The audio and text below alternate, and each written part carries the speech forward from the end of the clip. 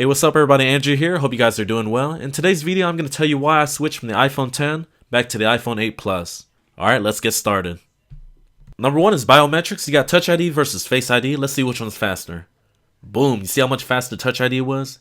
It just works more seamless and just works better for me in my opinion. I kind of wish Apple would have put a Touch ID sensor on the Apple logo towards the back. That would have given you the best of both worlds.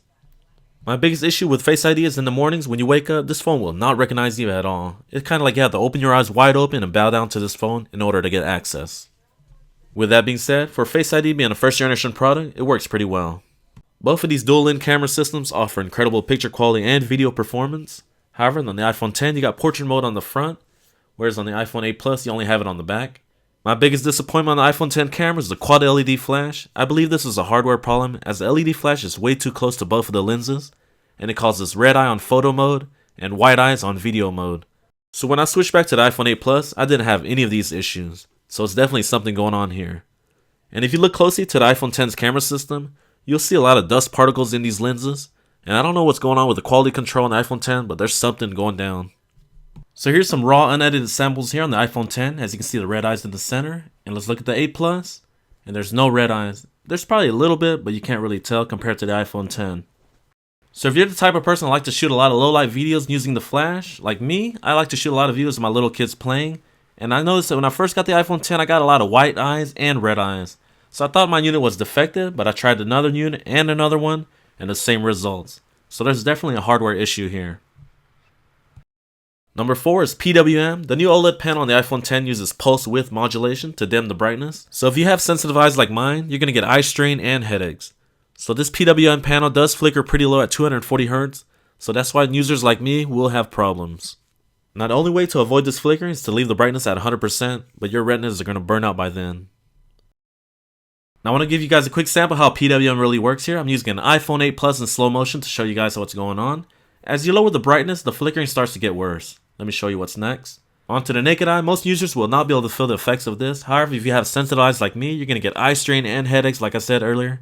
It's just a painful experience. Now if you use the iPhone 8 Plus or iPhone 8, they don't exhibit any of these problems because it uses an LCD display.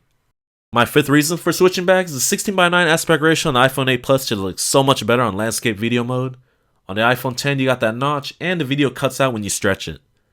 And another useful feature gone on the iPhone 10 is landscape mode on the home screen and certain applications like the Notes and Mail, where you get more details kind of like an iPad mini experience, is now gone.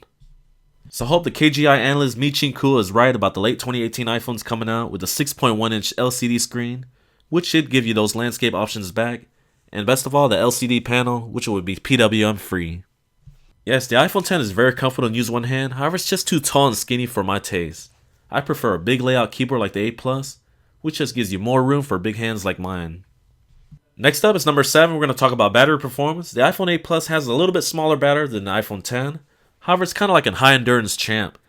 You can hit this thing hard all day and it'll still keep running. It's kind of really hard to kill the iPhone 8 Plus battery. You can literally use the 8 Plus for almost a day and a half without a problem. In terms of screen on time, I get around 8 to 10 hours on 8 Plus.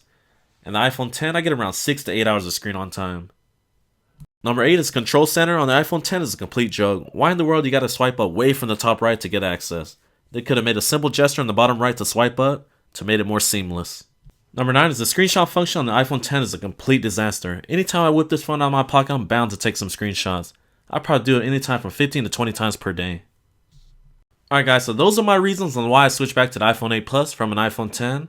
I've been using both of these phones since launch, and I just feel like the 8 Plus is a better fit for me.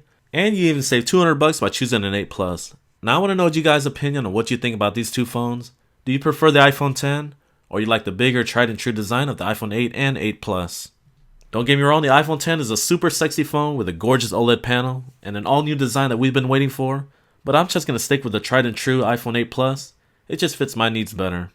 Alright guys, I hope you guys enjoyed this video and don't forget to subscribe, and thank you guys for watching.